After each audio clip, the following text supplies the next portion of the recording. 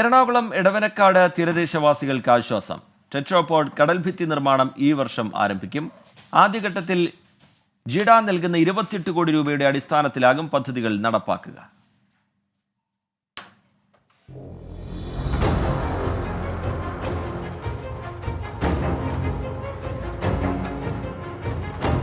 ഒടുവിൽ വിജയം.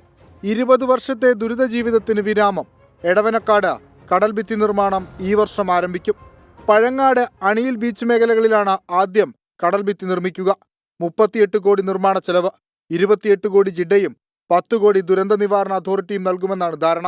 ഏറ്റവും അടിയന്തരമായിട്ട് ഇപ്പോൾ കടൽ കയറ്റമുള്ള ഭാഗങ്ങളെ നോക്കിയിട്ട് പഴങ്ങാടും അണിയലും ഈ പ്രദേശത്ത് അടിയന്തരമായിട്ട് പകുതി ചെയ്യാനും ബാക്കി അടുത്ത വർഷം ചെയ്യാനും, പിന്നെ ഡിസാസ്റ്റർ മാനേജ്മെൻറ്റിൽ നിന്ന് ഒരു 10 കോടി അനുവദിച്ചിട്ടുണ്ട്.